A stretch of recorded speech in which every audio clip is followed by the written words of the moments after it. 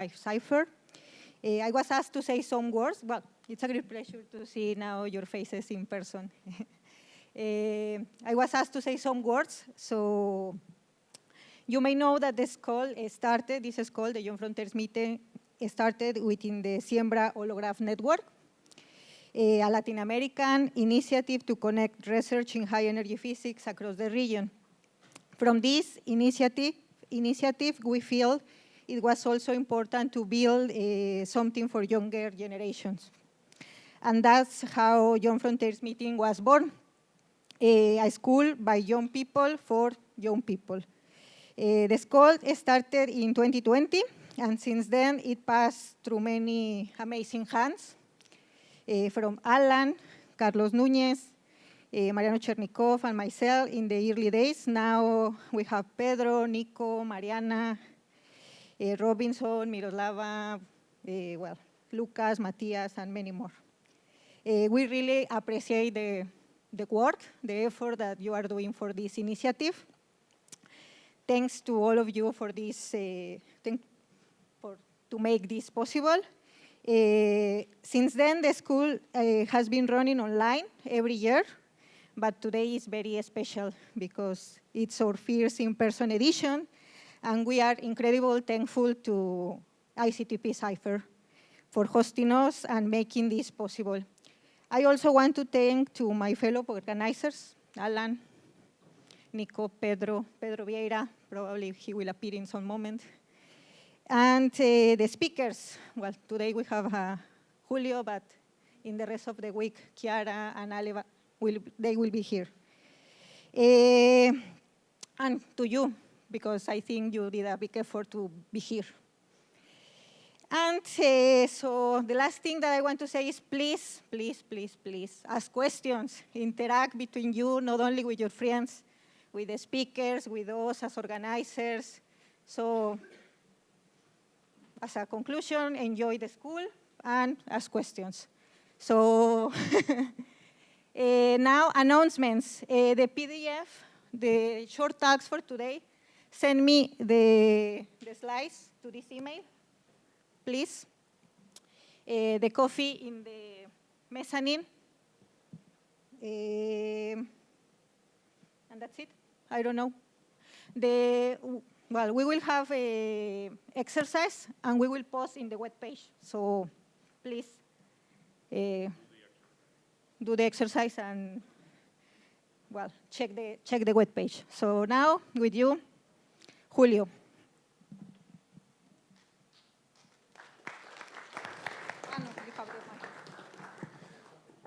Can I use this Blackboard also?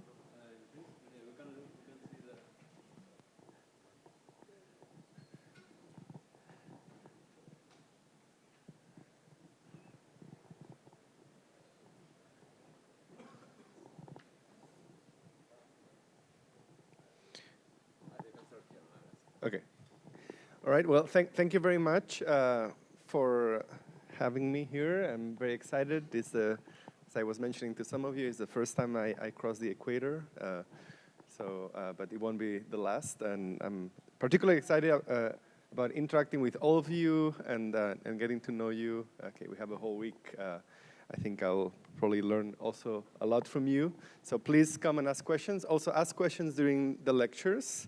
And if you don't mind, just tell me your name before you ask a question so I can get to know you, and also maybe some of the people that you haven't met, they can know who you are.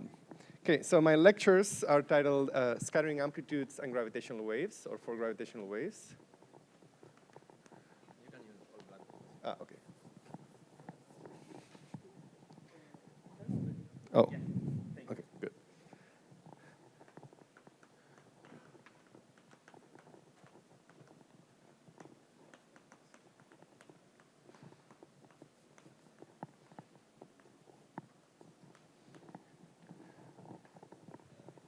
Okay, so what's the basic idea?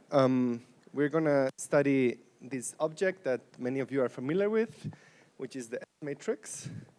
Okay, so it's the thing that we are used to compute from our QFT classes.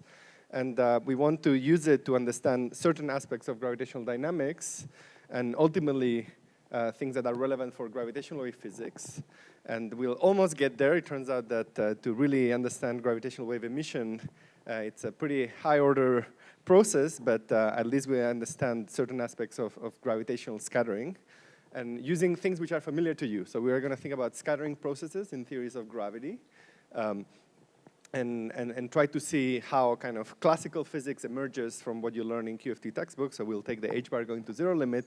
Turns out that that's not as trivial as it might seem. It's not just throwing away loops or something like that. So we'll have to understand precisely how classical physics encoded in this object. Okay. So let me start by asking you a question. Okay, what do you know about this operator, this S matrix? Like, just anything.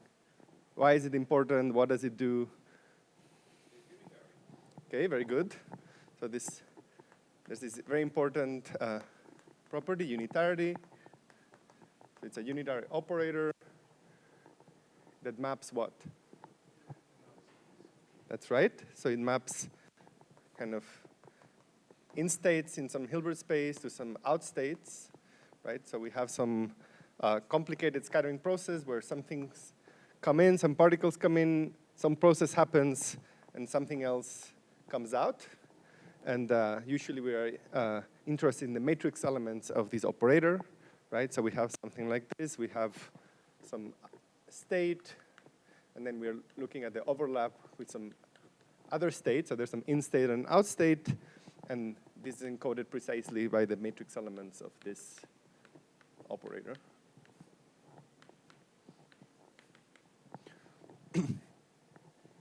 Typically, we also write it as 1 plus IT. We'll see later that maybe this is not a great idea when we're doing classical physics, but for now, let's stick to what we do in textbooks. So then these matrix elements here, actually, we write as 1 plus I something, which we call the scattering amplitude.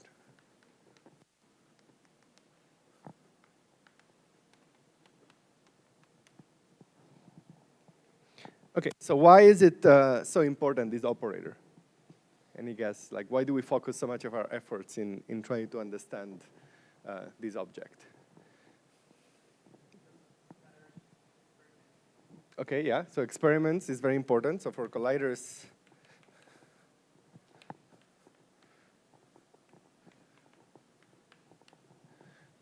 we measure actually closely related objects, which are cross-sections, which are the kind of mod squared of these matrix elements.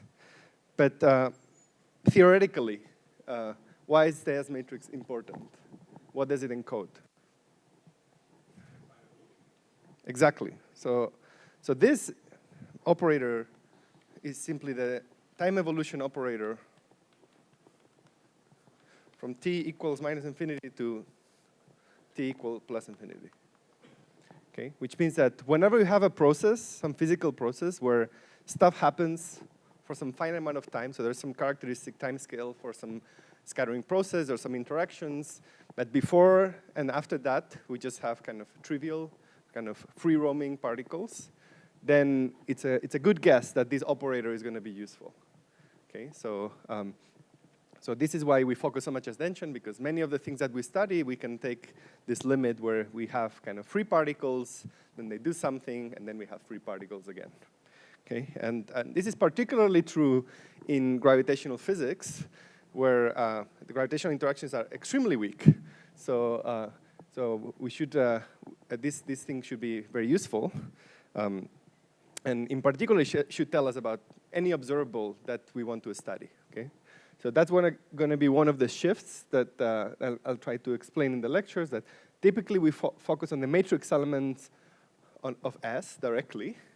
But oftentimes when we are thinking about some classical process, we want to focus on some particular classical observable.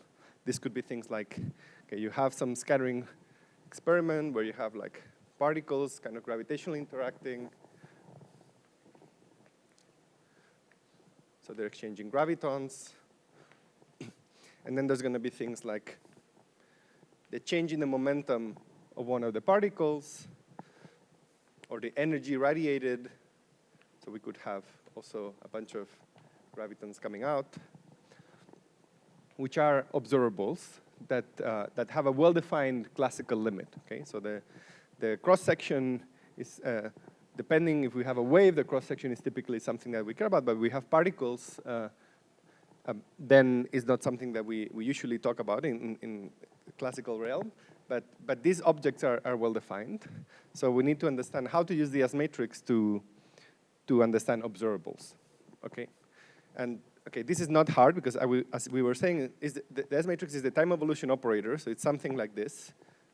It's e to the I, the integral from -infinity to +infinity, some time order exponential of whatever Hamiltonian we have in our system.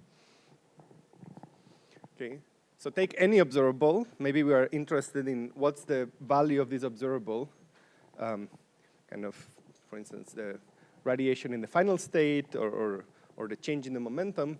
It will be something like either you can think of it as the expectation value of this observable in the out state minus the expectation value in the in state. So let me call this delta O. Or typically in quantum field theory, we use the Heisenberg picture. So we will think of this as rather this operator being time dependent. So we would think of this as the operator at t equals +infinity minus the operator at t equals -infinity, both evaluated in the in state. Okay, so this is the change in the operator. So if this was some finite time, then we would have to do the usual thing. So we would have to use the time evolution operator. So it will be something complicated because, okay, so if I want to compute the operator at some time, it would be something like e to the minus it, the evolution from the initial time to this time t with the Hamiltonian, and then the operator at the initial time.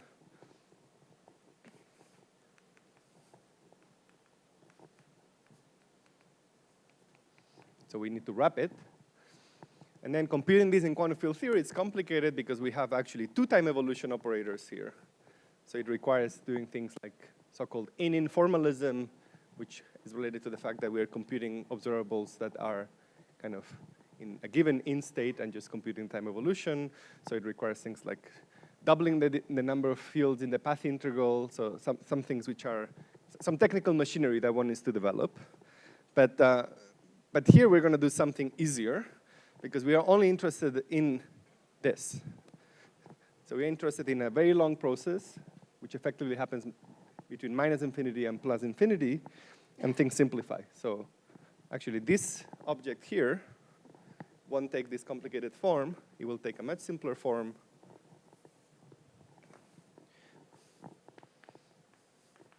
Which is simply conjugating this operator with the S matrix.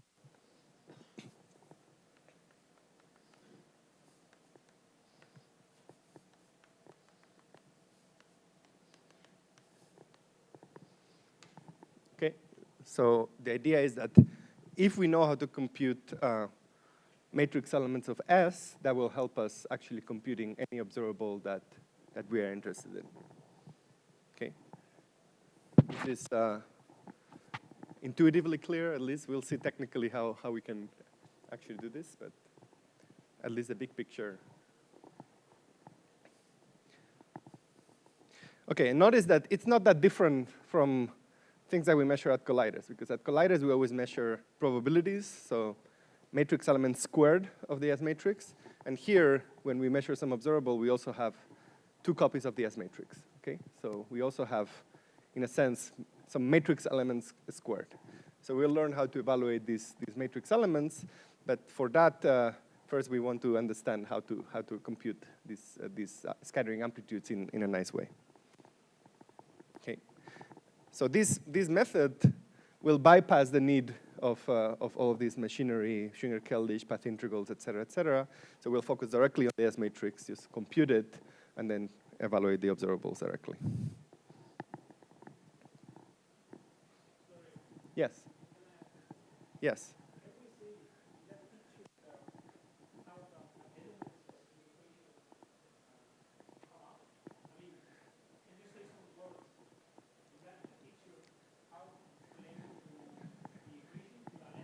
Yeah, let me draw a different picture that will illustrate that. We'll go into detail into this, but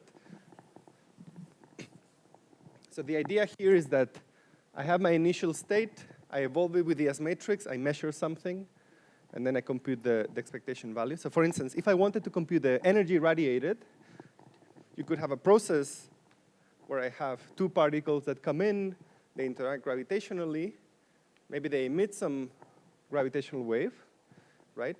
And then I will insert some complete set of states here. I will measure the radiation in the final state. So I have the in state, it's evolved with S. I insert a complete set of states to just see what can happen in the middle. So this will be on-shell state, so it will be actual particles. And then I will measure this. So for instance, this will give me the energy. So if this is the momentum, this will give me the energy, K0. So that will be the expectation value of the operator. And then I have S dagger, which means that on the other side, I will have the same matrix element. So this will look like some integral over kind of some final state, which has on-shell particles of some measurement operator. And this, in this particular case, this is actually a cross-section. So this matrix element squared will be a cross-section. But more generally, it need not be a cross-section, because the measurement can be more complicated than that. Yeah. Yes.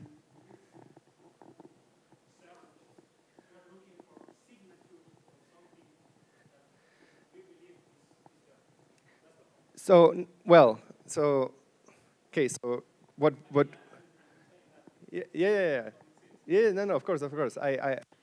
So the point here is that we know GR, and GR is a theory of kind of weakly coupled massless spin-2 perturbations.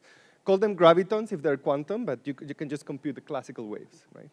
And okay, there's some picture in which these waves actually will be some coherent state of particles, which would be what would happen if ultimately we find that they're gravitons. We won't have enough time to describe this kind of how one feels this coherent state. But you can just keep in mind that at the end of the day, when we are drawing these Feynman diagrams, we're just solving Einstein's equations perturbatively. Okay, so it's not really gravitons, even though I'll call it gravitons for simplicity. But these are just, at the end of the day, classical waves. Yeah. And we'll talk at length about how to take the h-bar going to zero limit, which we'll see that even if you don't have gravitons in the final state, it's already complicated enough to really see how kind of classical dynamics emerges from usual Feynman diagrams and amplitudes. Yeah.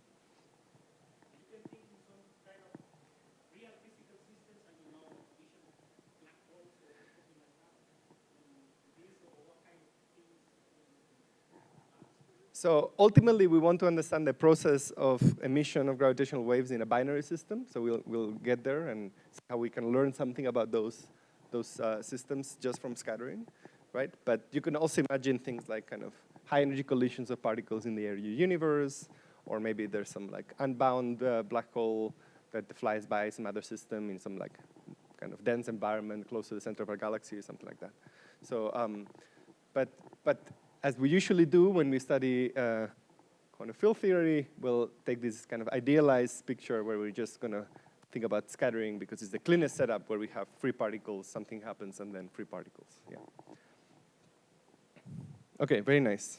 More questions?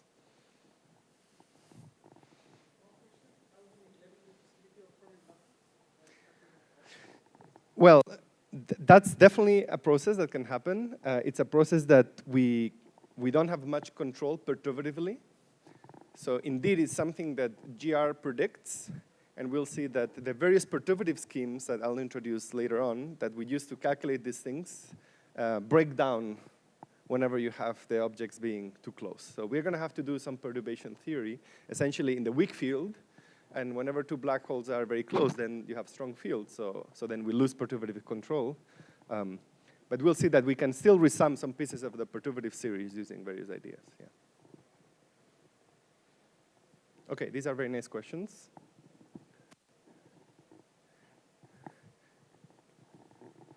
Okay, one last comment.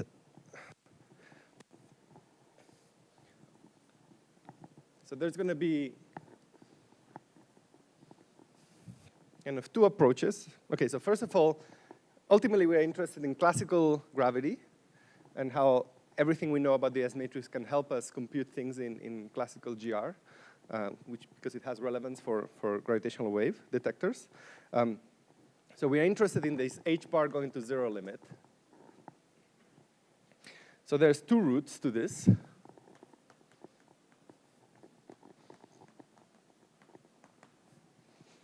The first one will be to take the classical limit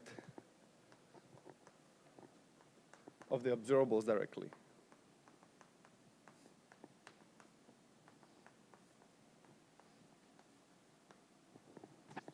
Okay, so we can go inside of this formula, just find where all the h bars are hidden, expand every term. And okay, that's one way that one can proceed. There's actually another way, which is think first about the S matrix itself. Okay, because ultimately, we know that the S matrix contains all of the information about this time evolution. So we can also take the classical limit of S.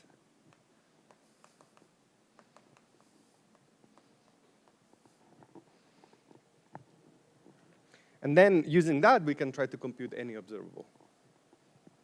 Okay, so towards the end, I'll explain more how these formulas become useful, but I'll spend most of the time explaining how to compute the classical limit of the S matrix itself and what's the physics behind it.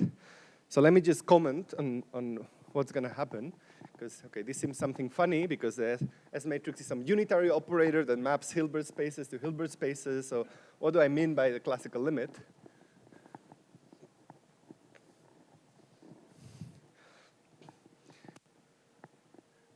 Well, we know from the semi-classical approximation of the path integral that whenever we compute anything using the path integral, which it's computing this time evolution, there's some semi-classical limit where we can evaluate some saddle point of the path integral or something like that, right? So it's natural to think that if we want to take the classical limit, it will be useful to look at the following object.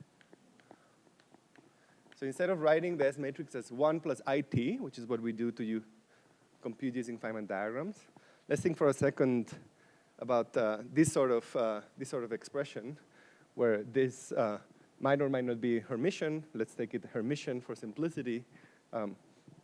Right? If this is Hermitian, then first of all, this trivializes unitarity of the S matrix, right? It just tells me that this is some real number.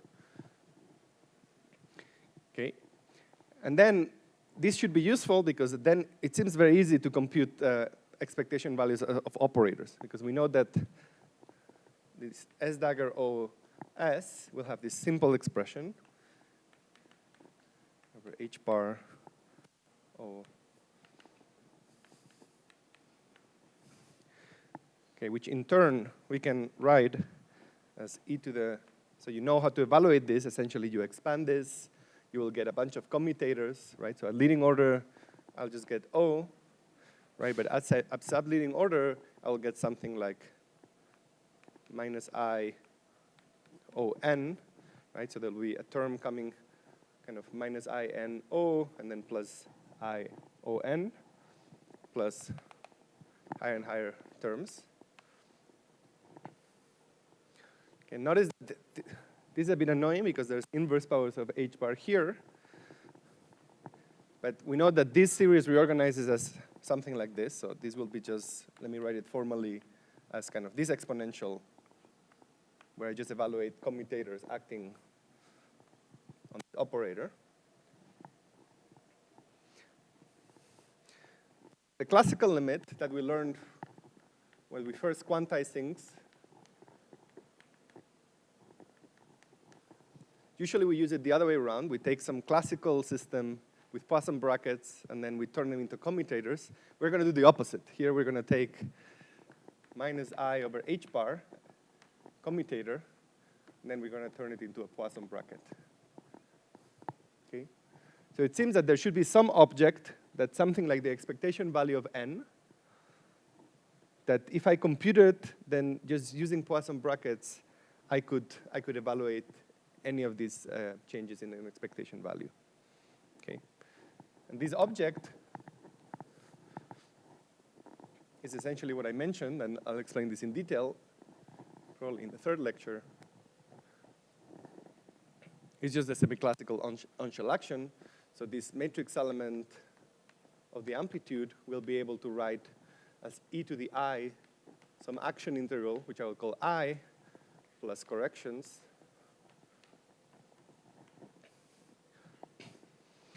And this object, I, it has many names. Some people call it the iconal phase. Some people call it radial action, simply on-shell action.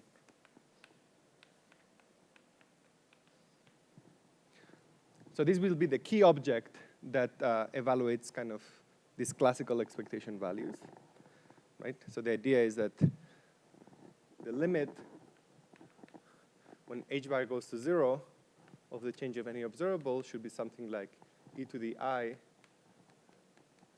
this operator, which I just evaluate the exponential of the Poisson bracket with the initial value of this operator. And okay, so this is a bit formal at this stage, but we'll compute some things in coming lectures. Say it again? The integration. The intuition. This I? Yeah, it's just think of the semi-classical approximation, right? Like this. Yes, yes. If you evaluated the amplitude just with the LSD procedure from some path integrals, correlation functions, you can imagine that this will be dominated by some classical process, and you expect that the classical expectation value takes this form. We'll see this explicitly. We'll see that when we actually look at matrix elements at the scattering amplitude, we'll see that when we go beyond the leading order perturbation theory, we find that there's actually terms that go like 1 over h bar squared.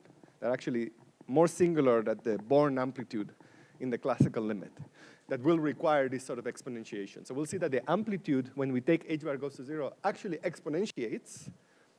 And then there's this magical object, I, which encodes now classically the dynamics of the system in the same way that the S matrix was an operator that encoded kind of all of the dynamics, right? So this is kind of, this object here is kind of the classical S matrix, right? And how should, yeah.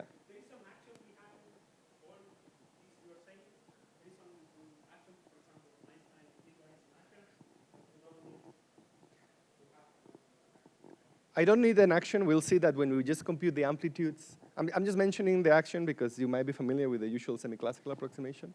But we'll just see it explicitly. You try to compute scattering amplitudes, and it will be in your face that they exponentiate classically when you try to take the classical limit. So we'll see that this happens naturally when you try to go beyond the leading order in perturbation theory. Okay, so I'm trying to give you the big picture of where we're going. Of course, I haven't done any calculations yet. We'll try to do some calculations. But just to conclude this big picture discussion, so the idea is that in the same way that we have this S that maps this in-state, which belongs to kind of this in-Hilbert space, to the out-state, which belongs to this out-Hilbert space, in the quantum theory. In the classical theory, we have this classical S matrix, which is this exponential of this object I.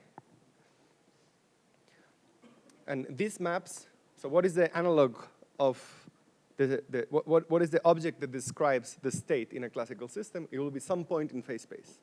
Okay, so we'll have some F, which will belong to kind of the initial phase space. And then this will be mapped by this object into X out, P out, which will be part of this out phase space. Okay, so it will be exactly analogous. We usually don't think about classical scattering processes like this. We just solve the equations of motion iteratively to compute things. But there's an object very similar to the S matrix, even in a classical system, which is this exponential. And this I, which is just the classical on-shell action, is the generator, right? And here, instead of an operator, what this is some canonical transformation, okay? Because you know that classically, there's this thing that happens when you have some Hamiltonian system. The time evolution itself is a canonical transformation. So there's some special canonical transformation that maps the in state of some classical system to the out state, which in this case, they're just points in the phase space. Okay. So one of the goals of my lecture is really to explain how this I and how this kind of classical object arises when we take the h bar going to 0. Okay, so this is just to motivate you because we're going to spend quite a bit of time actually trying to understand the properties of this S matrix and how it's constrained by these properties, how to compute it without having to introduce the Einstein-Hilbert action or things like that. And you'll also work out some examples, hopefully in the problem sets where you play this game. So there will be a payoff. So we're going to spend a couple lectures just learning how to compute these amplitudes. But eventually there will be this payoff. But actually there's some good news. The good news is that the scattering amplitude is heavily constrained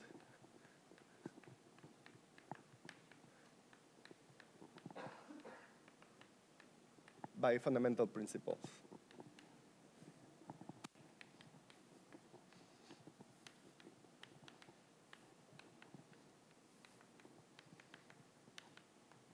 So what are these fundamental principles? Things like symmetry, locality, unitarity, causality. So we are interested in this object because it describes dynamics, and we'll see that in a relativistic theory, these principles are so constraining that we can essentially just quote-unquote bootstrap the dynamics using these principles without having to actually write an action, a Lagrangian, which would just essentially guarantee that these things happen, but we're going to use them to do computations. Yes? All those constraints also apply to the kind of classical S-matrix. Yes, but it's more poorly understood how to directly implement the constraints directly in the classical object. So there's a few people, including one of my students, for instance, that is really trying to understand, for instance, how unitarity is directly encoded in this classical on-shell action and some of these other. Okay, symmetry, I think it's easier to understand, but these other things, they're a bit trickier. Yeah. So indeed, of course, all of these things. Okay, here, like unitarity, it's replaced by this idea of the transformation preserving the canonical commutation relations, which is just it being canonical transformation.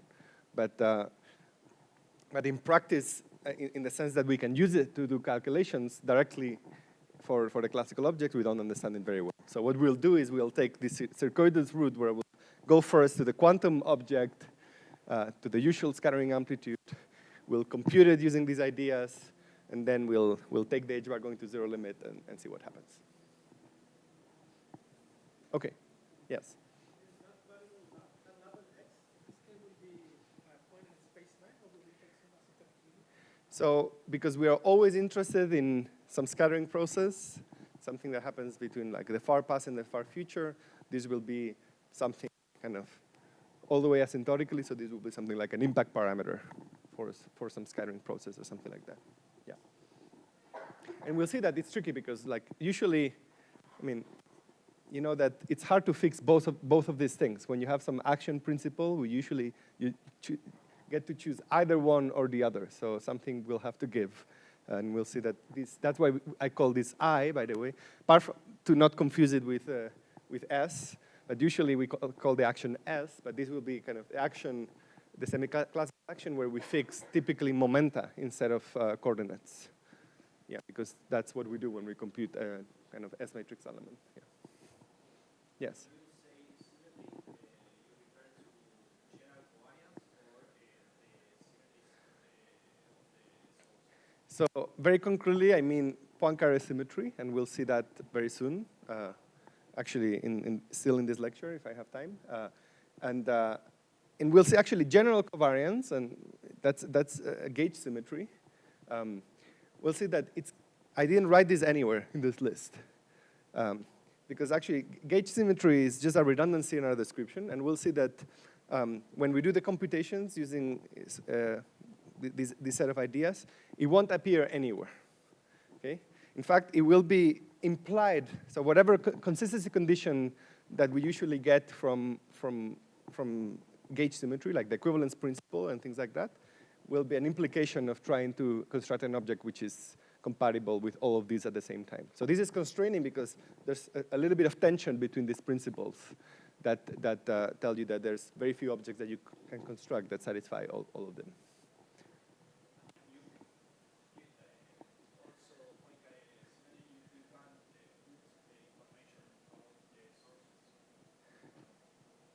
Yeah, so we'll take the simplifying assumption for now that the sources are point particles, and we'll see later when the first correction enters. So there will be some effective description where you replace some object by a point, but then, for instance, the tidal structure, the internal structure of this object can still be encoded with non-minimal interactions with gravity. And actually, in one of the exercises, you will have to power count kind of what is the leading operator that deviates you from the point particle for something like gravitational Compton scattering, and you'll see that actually it's a very, very high order effect. In fact, now we know that it's an effect that enters for the first time quantities like the radiated energy or the impulse in the momentum on a particle at g to the 7. So this is something like 6 loops. And currently the state of the art is something like 4 loops. Okay. So we are not anywhere near to being able to distinguish a point particle from a black hole in gravitational perturbation theory. Yeah. Okay, more questions. Okay, so let me just write the outline.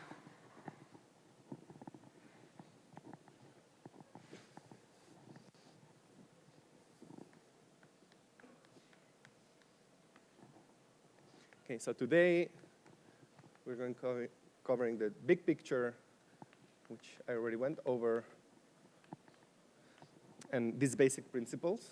So it will be pretty conceptual, the lecture today. We won't do many calculations, but we'll try to understand what these imply on amplitudes. Okay,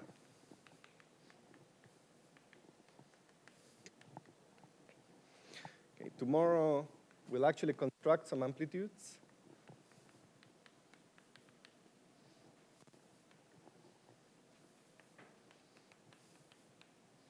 Using these principles. Then we'll have some general discussion about gravitational scattering and this h bar going to 0 limit. So this story of exponentiation, classicalization, et cetera, et cetera. And I'll spend a lecture explaining the various expansions that we use to actually compute things, because at the end of the day, we're going to be doing perturbation theory. So there's the so-called post-Minkowskian expansion, post-Newtonian expansion, self-force expansion, and all that. Okay, so I will explain what each one of these is and how we can compute these expansions of the amplitude. And then the last lecture will be going back to observables and use what we learned to actually compute some observables. And actually, you'll be a bit ahead of me because in some of the problems, I will explain actually how to do some of these computations. Yes. So this is post-Minkowskian, post-Newtonian. So post-Minkowskian, just very quickly, post-Minkowskian will be an expansion just in the weak field. So this will be the usual, roughly the usual G Newton expansion. It's not exactly that, as I'll explain, but this will be just the usual perturbation theory that you would do naively if you were solving density equations in the weak field. Post-Newtonian is you also expand in the non-relativistic limit. So you also expand for small velocities. Actually, that's relevant for gravitational waves because when we have a bound system, there's this thing called the material theorem that tells you that the kinetic energy and the potential energy are of the same order of magnitude. Okay, so we see that actually the parameter that controls the weak field, which is R Schwarzschild over the separation between the particles, so, and the velocity, actually there's actually some c-squareds here also that I'm setting to 1.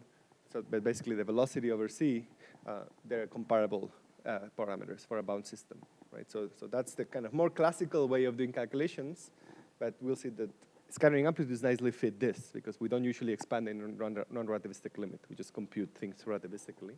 And this self-force expansion is an expansion in the mass ratio of the particles. Okay? Because there's one limit in which we know how to solve the dynamics, which is the so-called probe limit, where say we have some big black hole, very heavy, like the black hole at the center of our galaxy, and then maybe there's some like smaller black hole or neutron star orbiting it. We know that at leading order, we just solve for geodesics in this black hole space-time. Okay?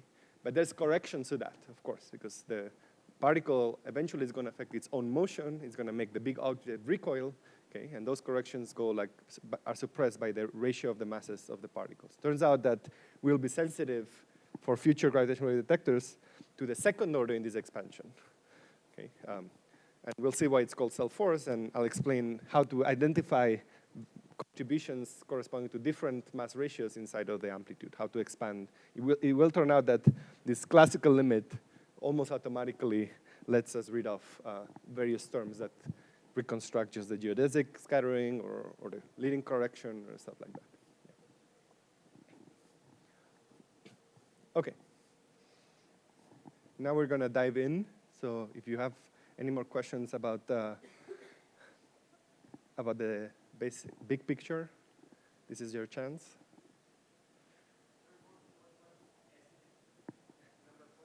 Self-force.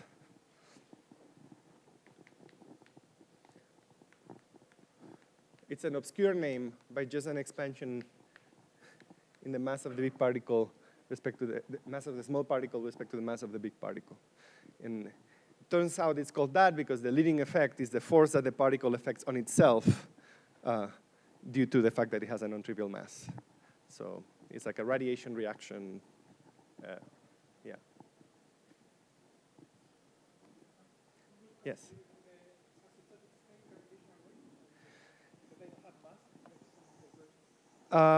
We will have gravitational waves in the final state. I'm not sure if I'll be able to get there towards the end because that enters at 2 loops or at g cubed. We will just have massive particles in the initial state. And an advantage of computing these observables is that I'm not choosing any particular final state. So the usual issue with divergence in the S matrix has to do with the fact that maybe I have some like radiation in the initial state that I cannot control, or I'm choosing some particular final state and I don't allow for like extras of radiation and stuff like that. But turns out that when we compute these observables, we are summing over the final state because we are not choosing any particular final state. We're going to insert some complete set of states and just see what happens. And that will cure most infrared divergences. There's a few observables that are still infrared divergent. For instance, the time delay in gravitational scattering is inherently infrared divergent, and or the waveform itself. For instance, the phase of the waveform, of the classical waveform that LIGO measures, is infrared divergent.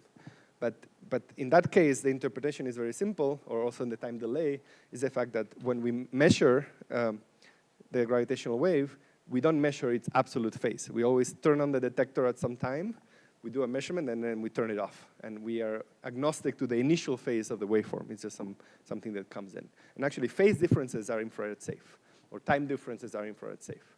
So it turns out that the waveform itself is not technically an observable for subtle reasons, but it's a minor complication. Yeah.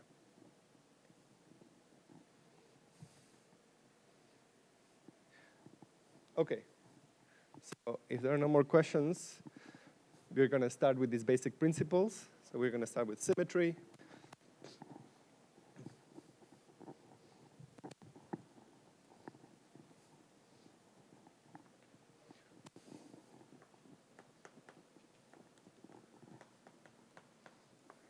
And of course, if you have some global symmetries, they're going to constrain your matrix elements by the usual arguments, so they commute with the Hamiltonian, so they commute with the time evolution, so you will have some conserved charge or some conserved quantum numbers. But here we will focus just on space-time symmetries, not on internal symmetries, and in particular on Poincare symmetry.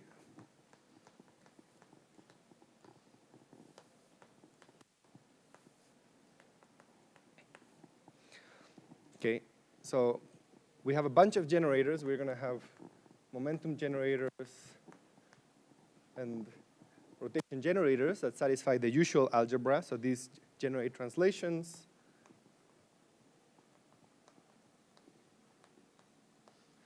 And these will generate rotations and boosts.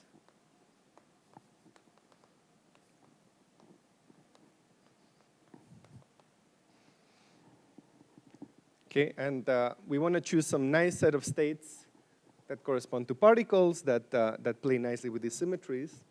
So usually what we do is we choose states with a, yes. Today we will be mostly restricted to 4 dimensions. In the problems, you will do also some calculations in d dimensions. But yeah, I think very soon, not yet. Well, actually, in the second equation I will write, we will restrict ourselves to 4 dimensions. Yeah. Okay, so the set of states that we're going to choose, I'm going to choose states with definite momentum. So this is going to diagonalize this operator. So this will be eigenstates of P, and there will be some other quantum number that will encode the rotational degrees of freedom. Okay, so this will be my translations label, and this will be my Lorentz label. And what is a particle in this language?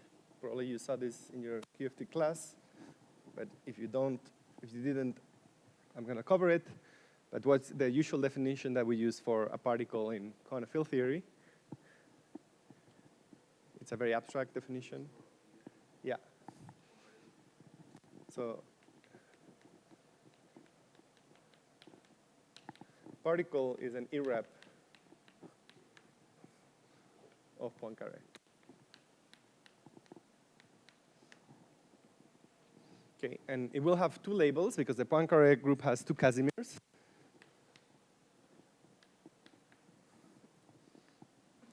So it has a mass. So I have that this operator P squared will be fixed to be some particular value m squared.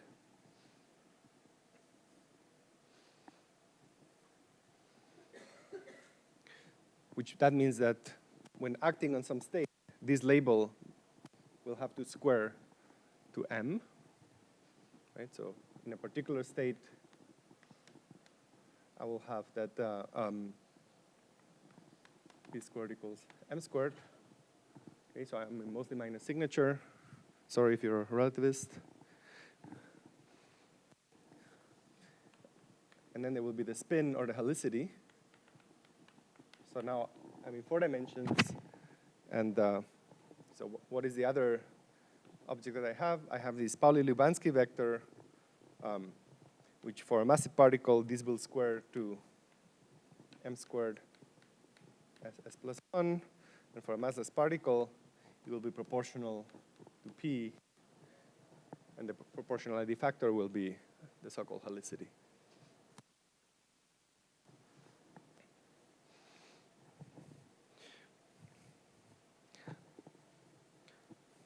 Okay.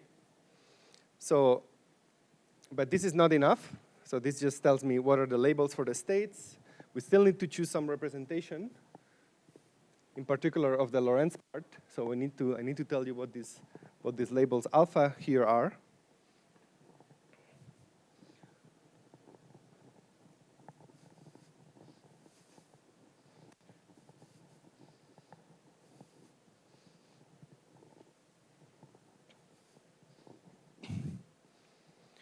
So the spin labels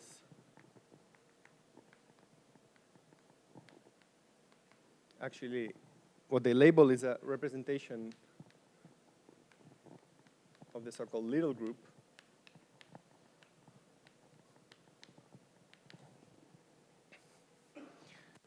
Which is the set of Lorentz transformations. So this will be part of the kind of, so 1,3 Lorentz that fix the momentum. Okay, but they will act non-trivially on the state. So I will have some unitary operator associated with that, which when it acts on this, in general, it will perform some rotation. So there will be some representation rho of the little group, and I will have a rotation matrix that depends on this L that tells me how the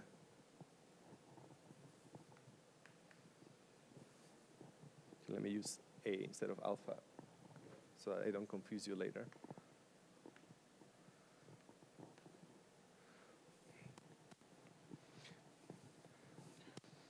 Okay, so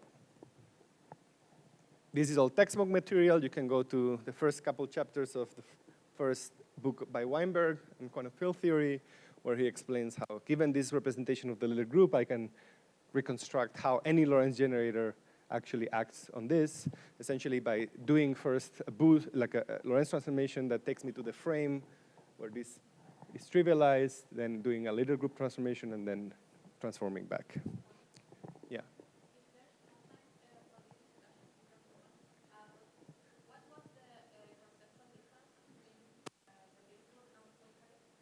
Yes, so Poincaré, it's both translations and Lorentz transformations, right? And the little group is given some momentum P. There's a special subgroup, in fact, of Lorentz transformations that fix this momentum, that leave the momentum invariant, okay?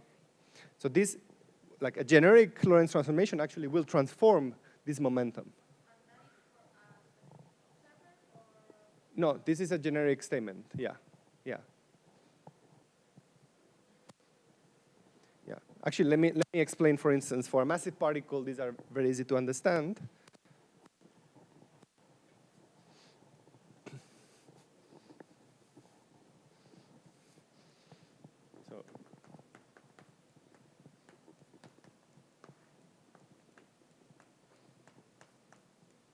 So for a massive particle, we can always go to a frame where this P mu takes the simple form M0. Okay, so I can just go to the rest frame of this particle, right? And then it's obvious what is the set of Lorentz transformations that leave this invariant, which is essentially SO3 rotations that fix the origin 0 in momentum space. Okay, so there's an SO3, which actually we'll see that it's more useful to think of it as U2 once we have fermions in general, that just is the rotations that fix this 0. So you can rotate this sphere in any way that you want, fixing the origin in momentum space. So that's the massive little group. The massive little group will be SO3, right? So the generic transformation L, so there will be these matrices. There will be something like kind of cosine of some angle times the identity plus I sine of the angle, and then n dot sigma, where these are the Pauli matrices.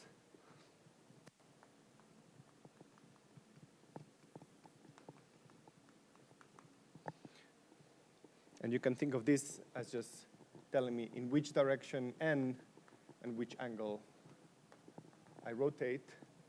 And as long as I choose it so that this is still respected, then this is the kind of generic Lorentz transformation that will fix this, this thing here. Okay, and what are the irreducible representations of SO3 or SU2? So these are very simple. They're just symmetric traceless tensors. Okay, so to specify a representation, so it will be something like this kind of Young tableau, which has something like S boxes. So I know that my labels, so this is in the SO3 language, in the SU2 language, I will know that my state has the usual momentum label, and then it will have to have 2s indices that transform under this little group. Okay, so this will be my massive particle. It will be a state that has a momentum and some representation of the little group. So for instance, for spin 1/2, I would just have one index. For spin 1, I would have two indices, et cetera, et cetera. Okay. And this is important. So this is something that often people get confused when we think about particles and QFT. So particles are not vectors, or okay, scalar can be a scalar, but when we write a field, we tend to think in terms of like a vector, antisymmetric tensor, stuff like that. No, this is a particle. Now you can choose a field that creates this particle, and then you will choose it to be in some representation of the full Lorentz group. But a particle is a representation of the little group. And this will be important because the scattering amplitude, which is an overlap of such states, is actually not Lorentz invariant, it's Lorentz covariant, okay, because it has these labels. So the scattering amplitude, we'll see that carries a representation of the little group, and in fact that heavily constrains its form. Okay, so we usually, because we've contracted all of the indices, Lorentz indices in our expression with polarizations, we think, aha, my amplitude is Lorentz invariant. It's not. It still carries a representation of this little group. Okay, and okay, just to state the obvious, but here, if I act with this L on this state, then I'll just act with this sort of matrices. Okay, so L I1 J1, L2 J2.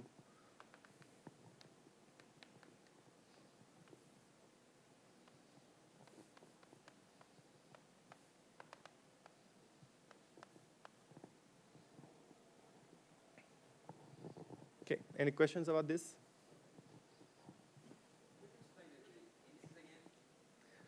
Yeah. So I just want a representation of SU2, right? And a representation of SU2 is given by a symmetric traces tensor with 2s indices, where s is the spin, which could be half integer of the representation. Okay, so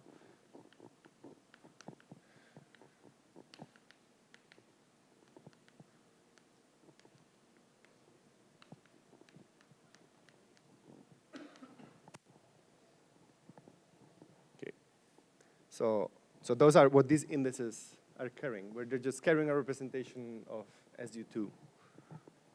Yeah. So this is irreps of SU2. Okay, so in the SO3 language, if you have an irrep of SO3, then this will be integer. For SU2, this has length 2s, but it's the same. It's some symmetric traces tensor.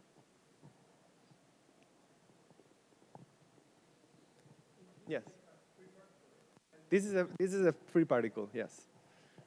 It turns out that these states, you can always construct them, but they're not always useful. For instance, if you have a conformal field theory, you can construct such states, but they're not what we usually think of as a particle, as a localized excitation, et cetera, et cetera. So these are only useful when we have really particles in excitations. Yes, that was another question. Yes, yeah.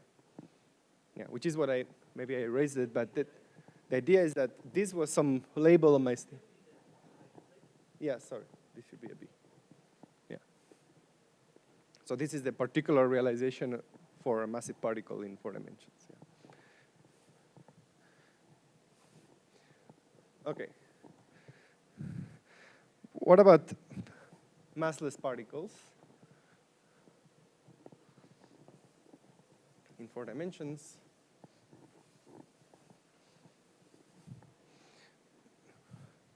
Okay, so for a massless particle,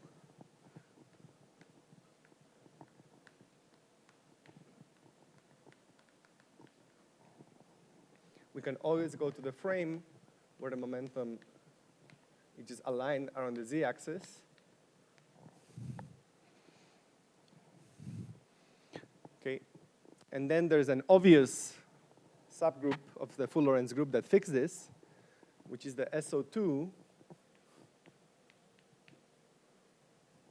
or the U1 that just performs rotations in the XY plane. So these are just rotations transverse to the direction that the particle is moving. Okay, so we have that the momentum is along the Z direction, and then I just have my rotations around this axis.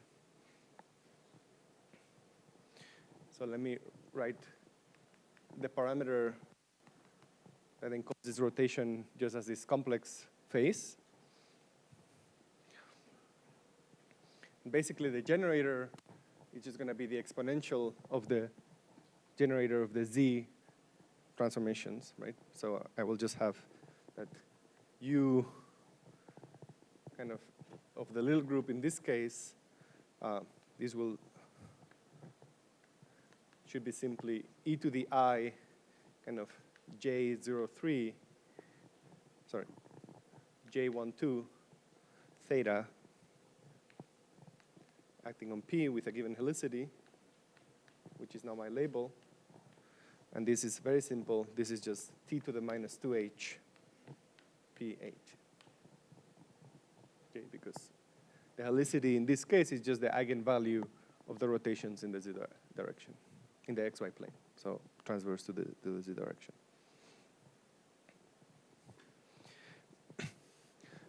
Okay, just a side comment. I told you a little lie here. There's actually 2 extra generators, which are boosts.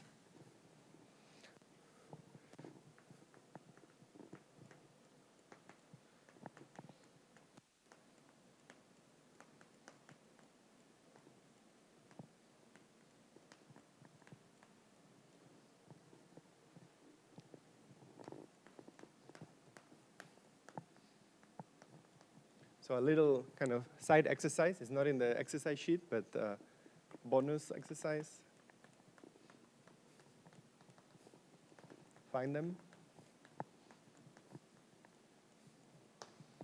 But it turns out that they act trivially on these states with some fixed helicity. Okay. So the actual true little group for massless particles, so the full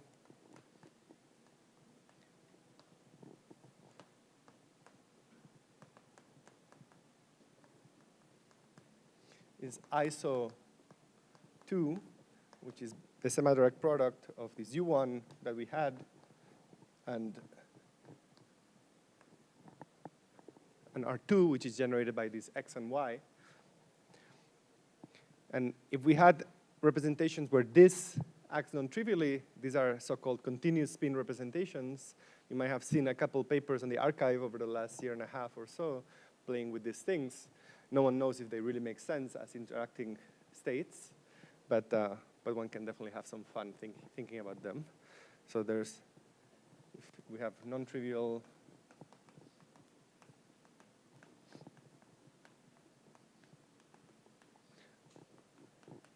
so these are continuous.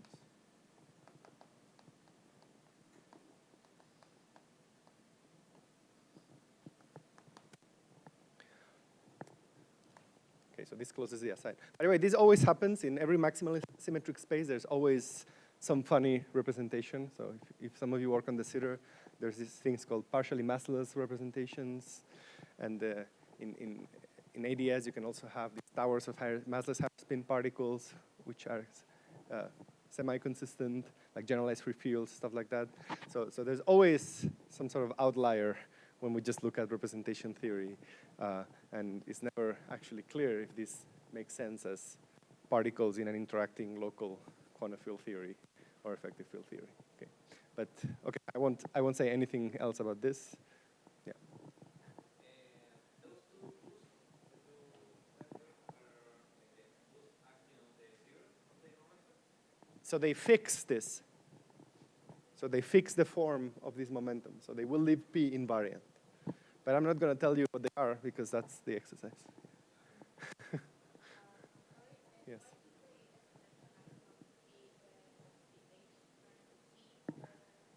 So T is just this e to the I theta. H comes from, it's basically the eigenvalue of this thing. Yeah. But if you wish, this is the analog of this equation. You can ignore the intermediate expression. So the same way that here I just told you how this acts on these labels. It turns out that here the label is not an index. It's just either +1, -1, +1/2, -1/2, and then this acts very simply. So the little group transformations are just kind of transformations where I multiply the state by a phase that depends on the helicity in this particular form.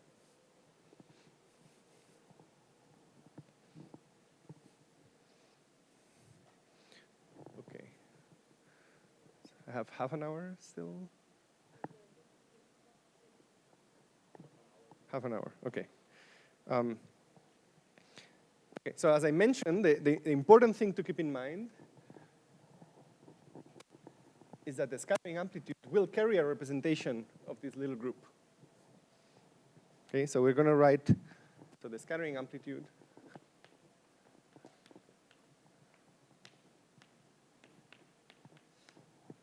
so we have this kind of overlap, kind of P1, Pk with their relative labels. So let me write P1 alpha 1, Pk alpha k, and then this is the outstate.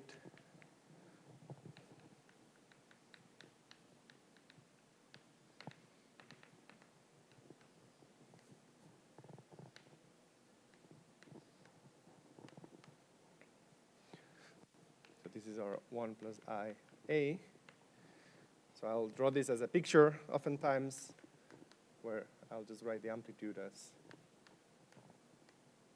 some blob like this. Okay, and the important thing is that this carries a representation of the little group.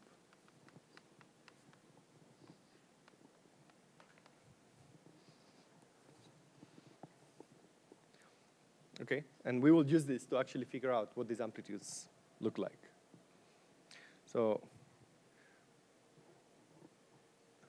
we'll get there. So we'll choose some nice variables where we can make the representation of the little group manifest, and we'll actually construct these amplitudes tomorrow. But kind of the message from this kind of symmetry part is that scattering amplitudes carry representation of this little group, and we'll see that this is extremely constraining and essentially lets us write down the answer. Okay, any question about this?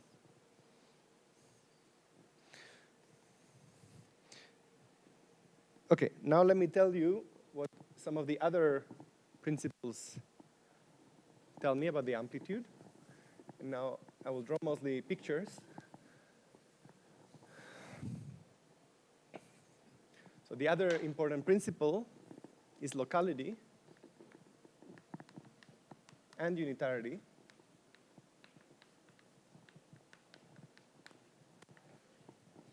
And perhaps this is something that you haven't thought, especially locality. I think unitarity typically people are more familiar with, but locality, you might have not thought a lot about it because it's something that typically is guaranteed when we write a Lagrangian. Okay, so when we write a Lagrangian, why do we write Lagrangians to compute amplitudes or any other observable in quantum field theory?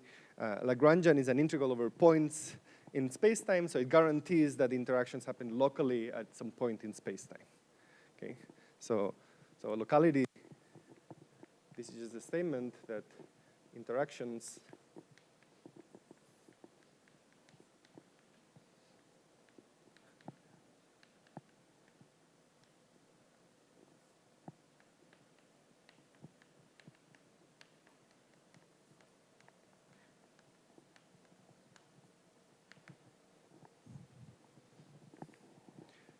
okay, but we need to understand what this means for a scattering amplitude.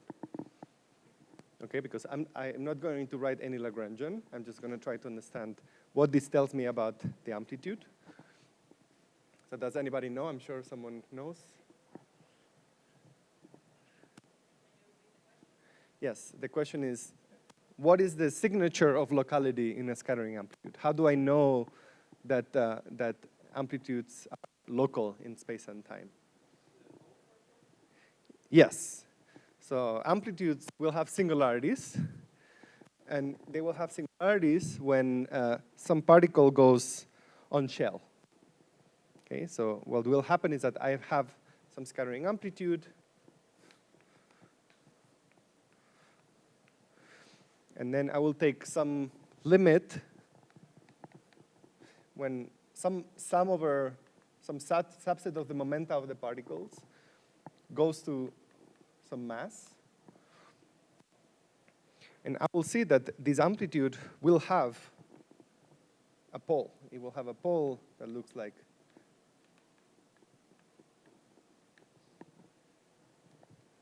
with some given residue.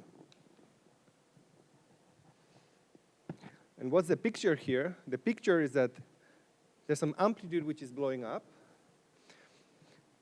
And it's blowing up because there's actually two independent processes happening now in space-time. Right? So when a particle goes on shell, that means that it's not virtual anymore. So typically, just imagine now a bunch of Feynman diagrams that make up this amplitude. And it will be obvious. This comes from the propagators of the particles. Right? So as I told you, a Lagrangian guarantees locality. So you're just used to writing the propagators, not thinking much about them. But the important thing is that there's a singularity when I put some momentum, some intermediate momentum on shell. Right? So how can you think about this singularity? So let me Schwinger parameterize this.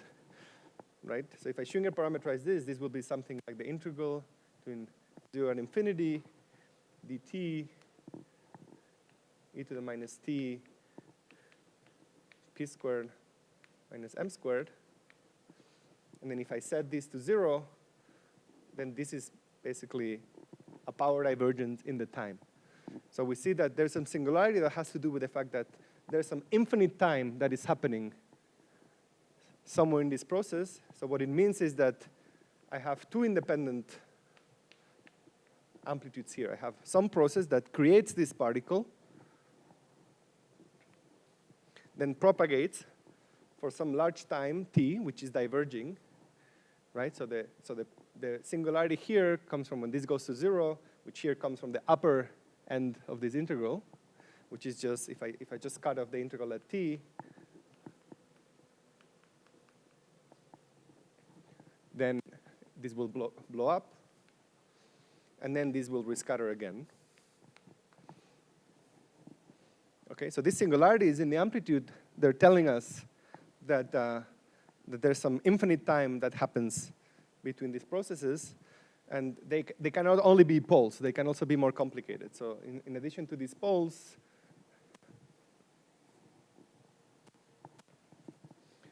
you can also have logarithms or powers of logarithms or more complicated things which correspond to other kinds of processes that can happen in between, which still take some large amount of time. So for instance, I could have, in addition to this, in the amplitude,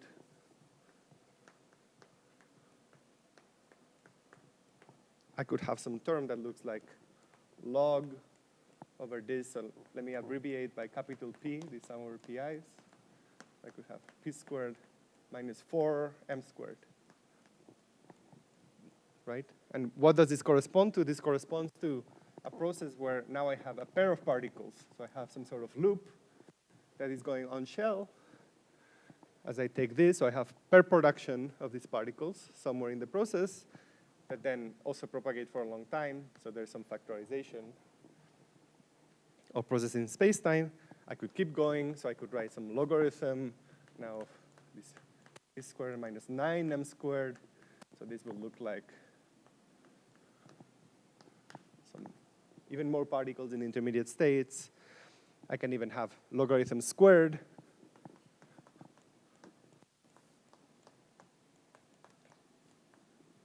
So this will look like actually 3 processes happening. Okay, so locality is telling me that the amplitude is going to have certain singularities that correspond to various intermediate processes happening in space-time. So various things going on shell somewhere in the intermediate state. Okay, and I can discover this just by tuning the momenta of the amplitude and seeing where it blows up. And this kind of, the fact that the amplitude is blowing up, it tells us that there's local processes happening in space-time. Yes? Sorry, you can understood like the relationship between these divergences is blowing up with locality itself. Like locality means like physical thing, and these divergences Yeah, so the divergence, you see, it's not from the things that happen locally, but from the particles propagating from one point to another point in space-time. So what you see is the explosion is the fact that there was some particle produced locally here in space-time that propagated actually an infinite amount of time, and then something else happened. So you don't see the point, you see the particles going between the points, if you wish. Does that make sense? Yes?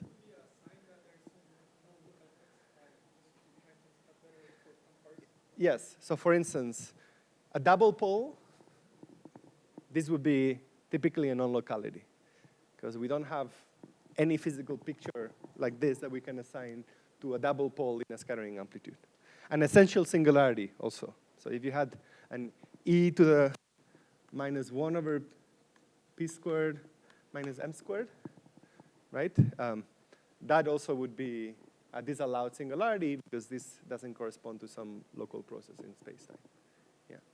Okay, this is a very violent violation of locality. There's people who have considered like kind of minor violations of locality. So there's people that, for instance, look at kind of non-commutative field theory, which is mildly non-local, or you can, for instance, add sometimes you can trade non-locality by non-unitarity, so you can try to resolve some double pole into actually the overlap between two single poles, but then one of them will come with a negative sign, so you're kind of partial fractioning, and then you'll find some ghost. So there's various degrees of non-locality, but essentially unexpected singularities in the amplitude. Yeah.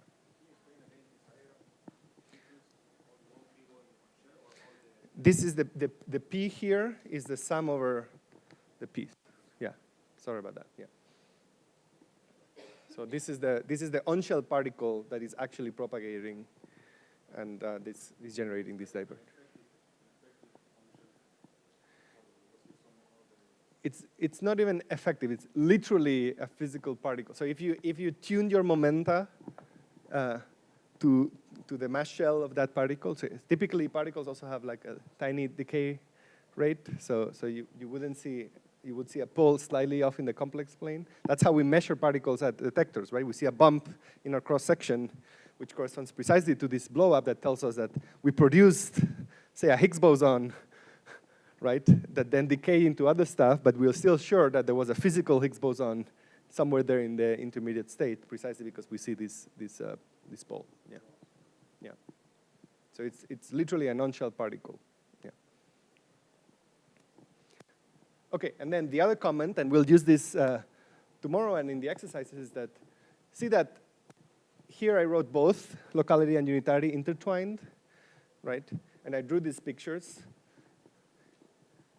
because indeed it's pretty clear what the residue here has to be, right? The residue here, because I told you that this particle going on shell corresponds to a physical particle being produced and propagating for an infinite amount of time between two different processes, then the coefficient should be the probability of each one of these processes to happen, or the quantity that gives us the probability. So actually this residue will be kind of the amplitude on the left times the amplitude on the right. So here is A left, this is A right. Okay, so unitarity tells us, locality tells us where the singularities are, and unitarity tells us what is the coefficient of this singularity. Okay, and this will be extremely constraining. You start to see how we will be able to build amplitudes kind of from smaller amplitudes using this kind of trick, where we just impose that it has some singularities, and then we impose that the residue on these poles corresponds to things that they're simpler processes that have fewer particles. Okay, and here is similar. Here it's a bit more complicated because the coefficient of the log here will be actually a unitarity cut. So I need to sum over the phase space. So there I just have a particle which is on shell. Here this is a two-particle state, which could be in some configuration, which corresponds to the phase space of these two particles. So I need to allow for any configuration of these two or three particles or iterated two particles to happen. So to compute the coefficient of these logarithms, I would have to kind of convolve various amplitudes and do some integral. But the principle is still the same. So the idea is that, let me just write it down.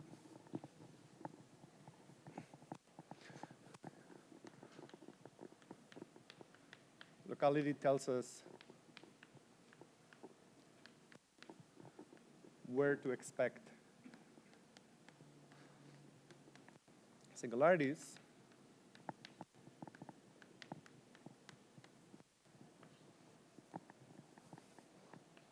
And unitarity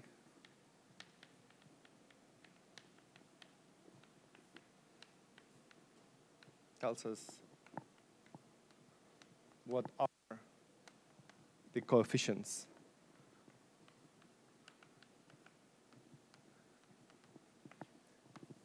of the singularity.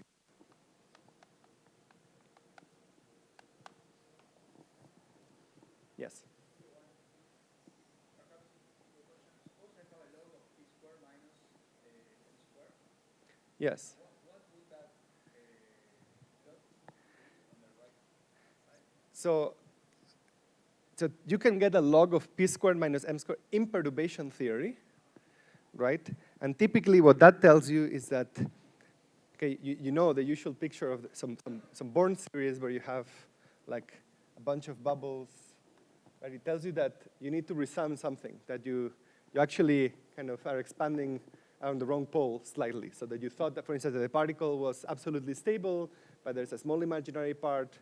So effectively what this will do, like if you have logs of p squared minus m squared, is it will shift slightly the location of these poles after you resum. Yes, my question was going in that direction because it looks like following that simple plots, you will get the same picture as that, for a single log. Well, as it turns out, you will get something more complicated. So for instance, you will get that you have like two-particle state, something like this, but with a single momentum here. Yeah.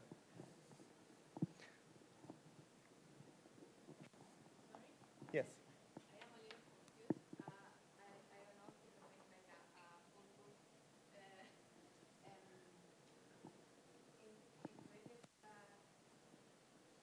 explanation for why are there two scattering amplitudes now? Because in the first one, like the usual one, you use that to describe like whatever happens, it's enclosed in that thing, and now you have two whatever happens, and now you have three, and it was already implied that this took an infinite amount of time because of the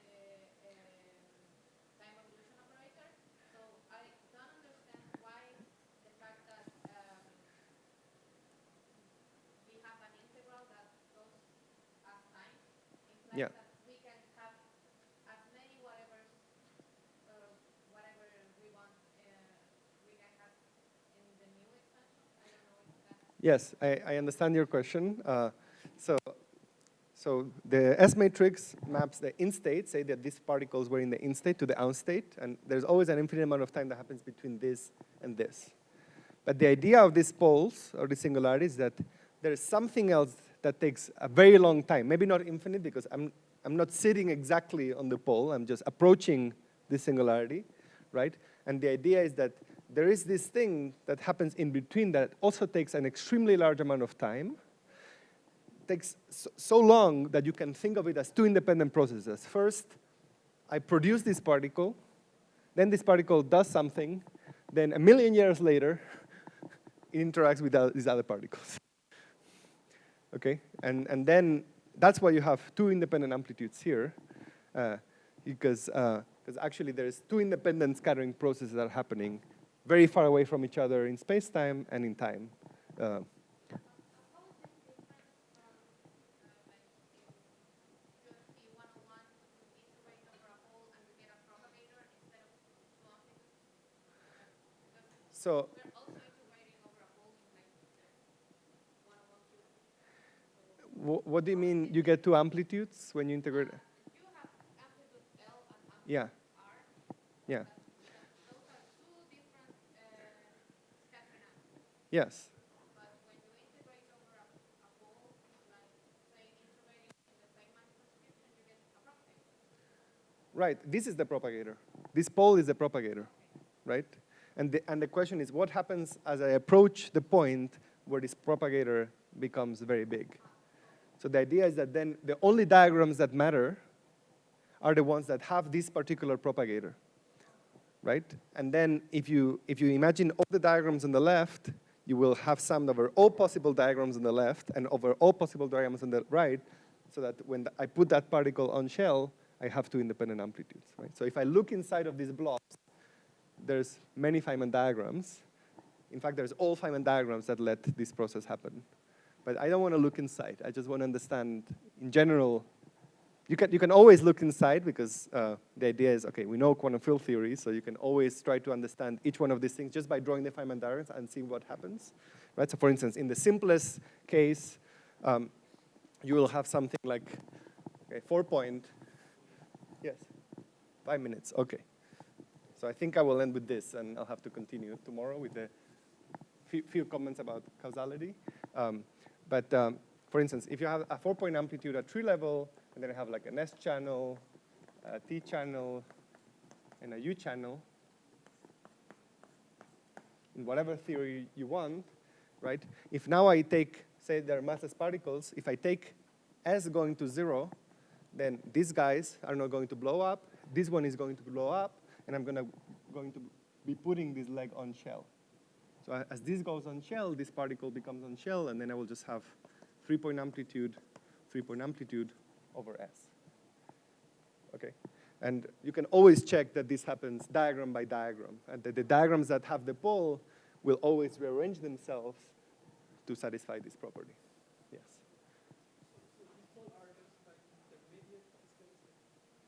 Yes. Yeah, you can think as one particle state or two particles that I just erased, or each singularity corresponds to some, at least the so-called in the real axis. So for physical kinematics, the singularities correspond to actual intermediate physical states. Yeah. Maybe I'll just comment very quickly.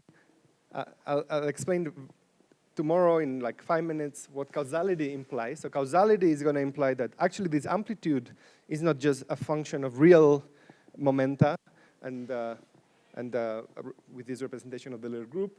In fact, it's a complex function, so it can be extended to the complex plane thanks to causality, which opens the possibility for there to be other singularities which are less poorly understood. Turns out that this will be enough to fix the amplitude. But we'll see that amplitude actually is a complex function, and it has some nice properties like crossing that relate like certain processes with some particles in the initial state, with other particles in the initial state, stuff like that. And this will be helpful because when we try to construct them, we'll always think of this as computing some residue of some complex function somewhere in the complex plane. And in fact, will be important because sometimes the configuration of momenta that goes on shell, it can all be satisfied for complex momenta, not for real momenta. So you wouldn't see, like for instance, if I gave the clearest case, if I gave an imaginary part, so some decay rate to this particle, I wouldn't be able to access this for real kinematics, but I can always go in the complex plane and compute the residue of the pole in the complex plane. Yeah.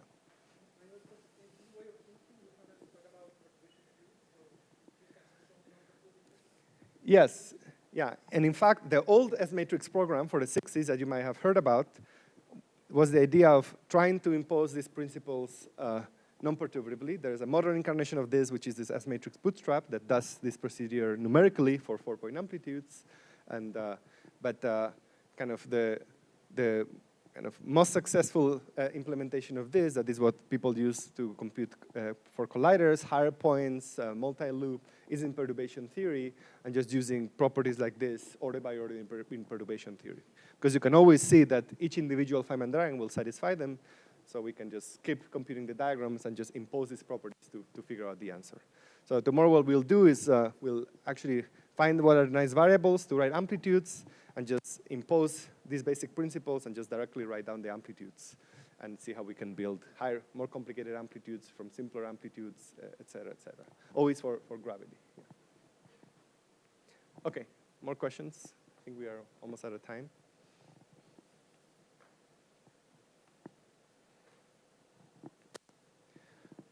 Okay, this is the most conceptual of the lecture, so please come ask me questions, discuss. Tomorrow, I think we'll actually do some computations, so it will be more straightforward to follow. But But hopefully you get a little bit the big picture. So we're going after this object, the S matrix, and actually we're going to take a shortcut, which is just impose these basic properties to construct directly these functions that encode this time evolution and eventually use it to compute some observables in the classical domain.